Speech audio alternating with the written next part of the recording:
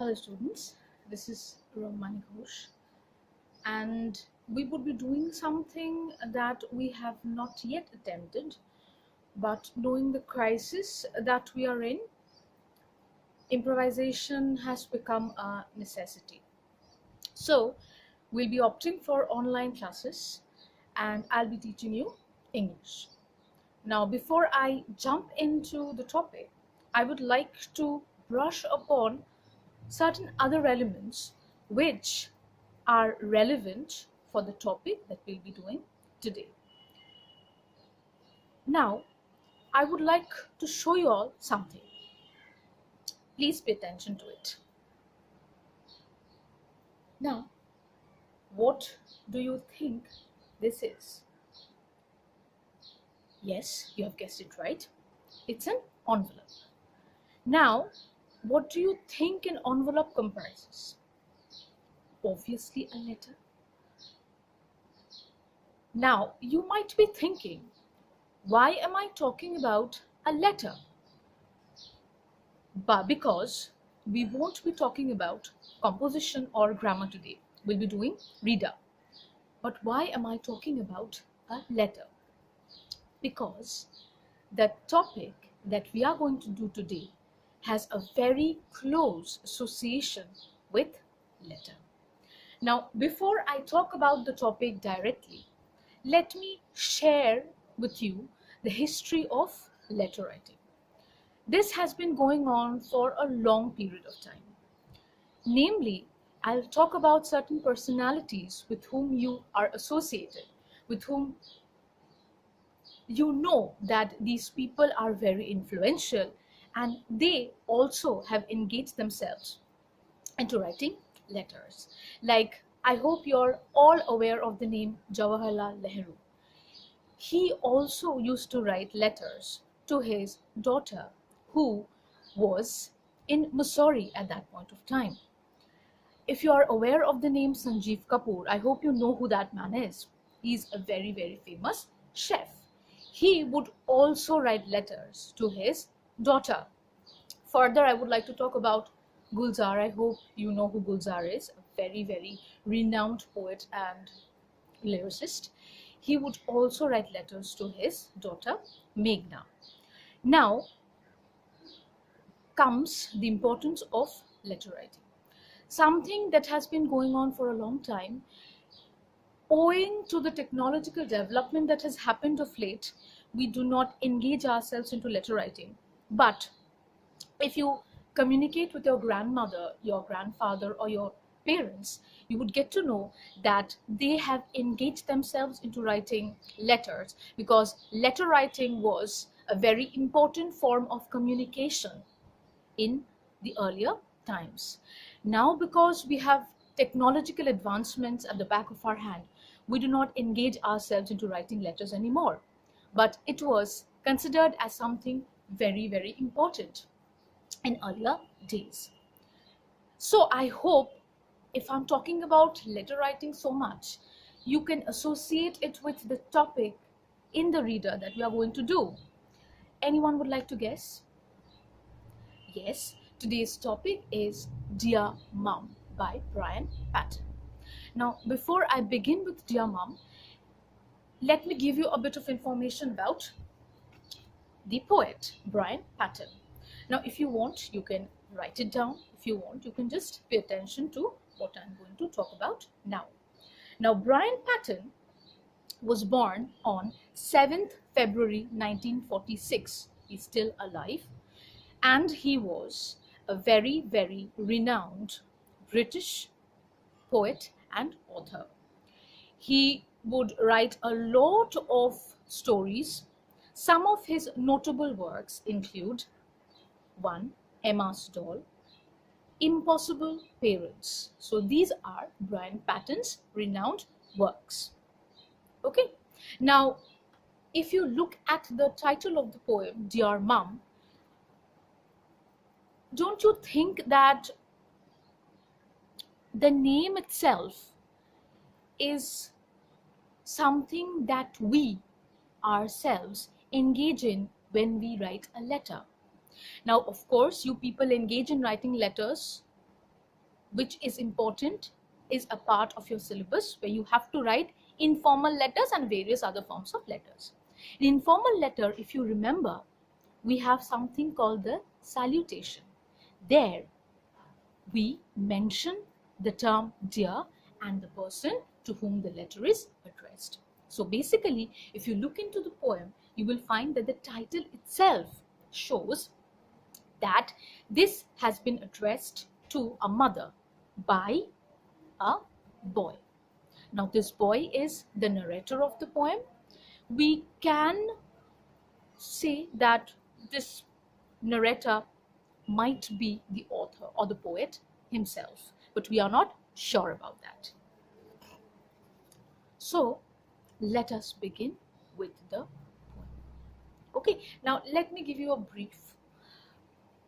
What is the poem all about without talking about it in detail? Now, Dear Mom is basically a poem where a boy is writing a letter to his mother. Now, for what reason? The boy is a bit petrified, or I would say scared. Now, when are we scared? Would anyone like to let me know? I'll help you out. First and foremost, if we see something that torments us, that can be scary. Second, if someone threatens us, that can be scary. And if we are frightened about something wrong that we have done and we don't want ourselves to be caught, then we are scared. Now, this boy must have been scared because of any of these reasons. Now, what are the reasons? We will not talk about it now. Now, what is he doing? He's writing a letter which is basically not a confession. He's not confessing anything. He's just trying to prove himself innocent of certain activities that take place in his home. Now, what are these activities? We will be doing that in detail once we start the poem. So, shall I start the poem? All right. I'll read out the portions, even though I always encourage my students reading out, whereas I am explaining the part, but still, I would be doing it on your behalf. And you could take cues from what I am doing along with following the lines. Let me begin with the first stanza. While you were out, a cup went and broke itself. A crack appeared in the blue vase your great-great-granddad bought back from Mr. Ming in China. Somehow, without me even turning on the tap, the sink mysteriously overflowed. A strange jam stain about the size of a boy's hand appeared on the kitchen wall. Now, if you read the part, you would understand that the boy is alone in his house. Mother is not there. She might be busy doing some work. So while mother is not there, there are certain occurrences that happens in his house. All right. So what are those? While mother was out, a cup went and broke itself. Now, I hope you all know that a cup is an inanimate object, something that does not have life of its own. Now, how on earth do you think is it possible for a cup to just fly off and break itself? Is it really humanly possible? Let's see. A crack appeared in the blue vase your great-great-granddad brought back from Mr. Ming in China. So basically, not only did the cup break all by itself, I'm emphasizing all by itself, but a crack appeared in a prized possession of the poet's granddad's vase. Now, this vase was a gift which the narrator's granddad got from Mr. Ming, who lives in China. Now, there's a crack in the vase as well, which would obviously upset anyone whose possession that would be. Somehow, without me even turning on the tap, the sink mysteriously overflowed. So basically, the boy is trying to say he did not touch the tap. He was standing somewhere, the tap went on all by itself, and the sink was overflowing with water mysteriously. Now, what is the meaning of the word mysteriously? It actually means something that is difficult to understand or explain. So basically, if something is mysterious, it can't be explained properly. So without the boy knowing what had happened, the sink had already overflowed with water. Not only that, a strange jam stain is a mark, about the size of a boy's hand. Very important.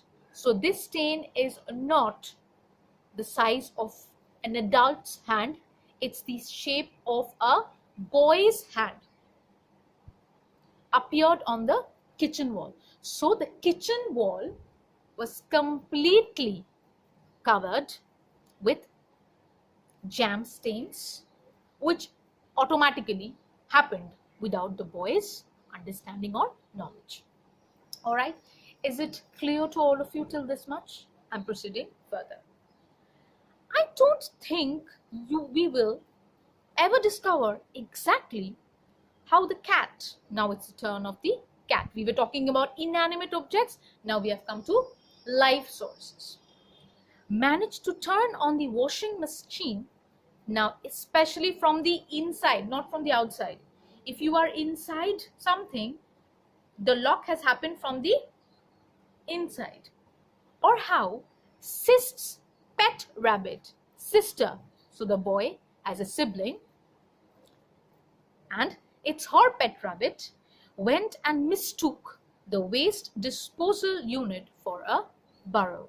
So now we are moving on from the non-living creatures to the living creatures. So the torture doesn't end, it continues from the non-living to the living. Now, who are the prey? First and foremost, we have the cat. Now, I don't know how that happened. The boy also doesn't know how that happened. The cat went inside the washing machine, and the washing machine was locked from the inside, not from the outside. All right. Now, the cat is already in the washing machine, suffering for no reason. Now, it's the turn of the rabbit. Now, what did the rabbit do? The rabbit went inside the waste disposal unit. Now, what is a waste disposal unit? I think the meaning of the word is already given. It's basically a machine connected to the waste pipe of a kitchen sink for cutting food or small species. It's basically a place where you dispose, where you throw garbage. So the rabbit mistakenly understood that waste disposal garbage place to be its abode or to be its home. I hope you know what a burrow is. A burrow is basically a hole in the ground for the rabbit to stay.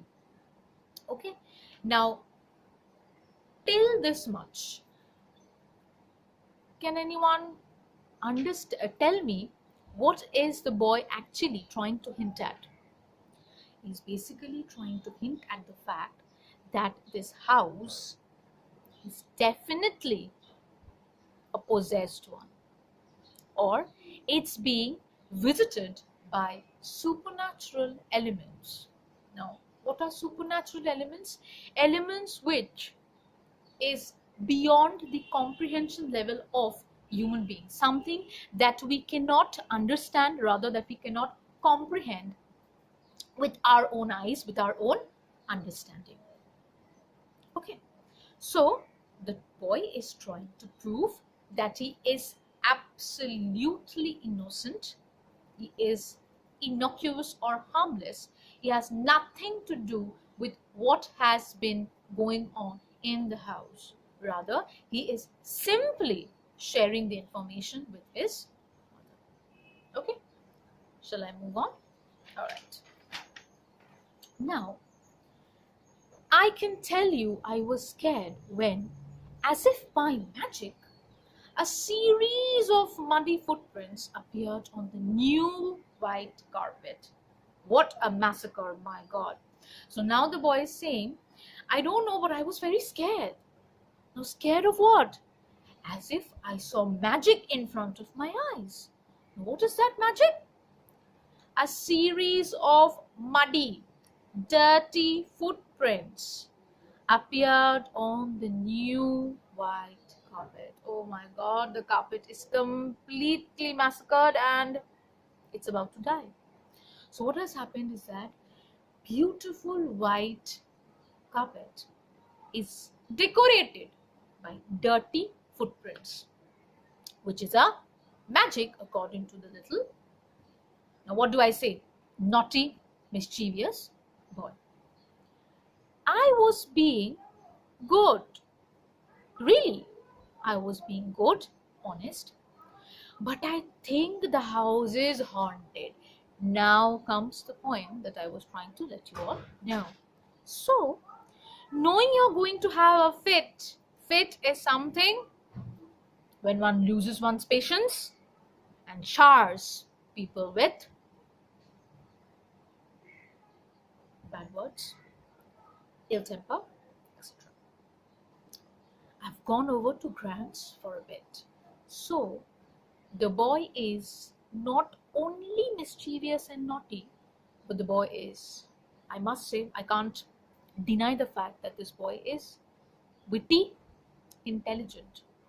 Knowing that what he has done is absolutely incorrect, something that he shouldn't have done, in order to save himself, what he does, he runs to his grandfather's or grandparents' house, knowing that it is only the place where he can't be harmed or where he won't get a big scolding.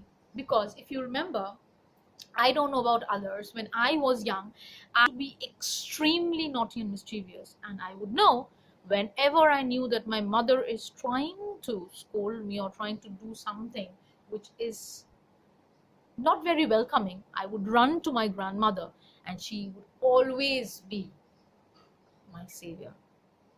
So this boy, knowing that what he had done is not correct, he goes to his grandparents' house so that his mother can't directly reprimand or punish him for the mistakes that he has done. All right. Now, did you all understand this part of the poem? So basically, we can conclude that even though the boy trying to make the house a haunted one, it is not the case. It is the boy who has done all these deeds, and it is him trying to prove himself innocent, is blaming the house and saying that the house is haunted. All right. Now, if you really want to know what a haunted house feels like, definitely not in real life, you can watch certain films that would help you understand what a haunted house feels like or what a haunted house actually is. We can talk about, I would name some of the films that you, if you want, you can watch, or you might just take a gist by looking at the synopsis of the films. One is The Shining, second is The Poltergeist, third, Paranormal Activity. Now these topics, they have one thing common. It talks about the concept of a house being haunted or being visited by supernatural beings or spirits, so-called ghosts. Okay, now we are done with the explanation of the poem. Now that the explanation part is over, I would like to talk about something called the figures of speech. I know you people are very young to understand these, but you can at least keep the terms in mind which you will be using later on. All right, it's not that you'll have to think about it very much. You can just keep it in mind for your understanding. Now, a figure of speech is basically a word or a phrase that possesses a separate meaning from its literal definition. Like, if I am talking about a particular line, the line can have a different meaning altogether rather than simply what it means. In this particular poem, we have two figures of speech. One is personification and the other one is irony. Now, what is personification? Personification is something which actually implies the fact that if an inanimate or an animal is given or is bestowed human-like characteristics, then we call it a personification. Now, if you look into the poem very clearly, we have references of personification. I'll point it out for you all. First, we have the particular phrase where I don't think you will ever discover exactly how the cat managed to turn on the washing machine. Now, how can a cat turn on the washing machine? Here, the cat has been personified. All right. So, the way we turn on the washing machine, the cat has turned on the washing machine, which is not possible for an animal. So, your personification has been used. All right. So, this is an example of personification. Okay. And what else? Okay. Now, the irony. What is an irony? Irony is basically something which, if you read the particular sentence on the surface level, will appear to be something, whereas it is completely the opposite of that thing. Let me give you an example.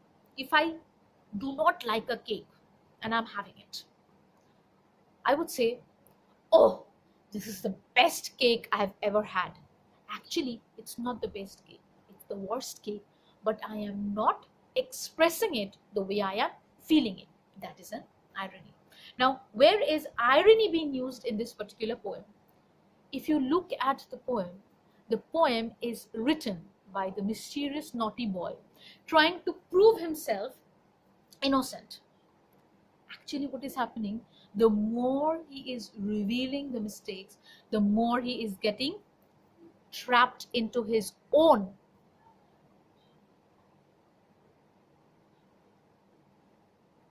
confessions that he's trying to make.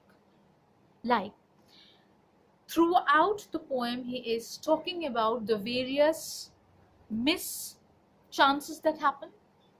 Now, while disclosing those, he is not absolving himself from the crimes that he has committed. Rather, he is getting more entangled into those. That is the irony. He's trying to prove himself innocent, but unfortunately, the more he's revealing, the more guilty he's appearing to the readers. So here is the usage of irony. All right. Now, this is all about Dear Mom for today. Thank you so much.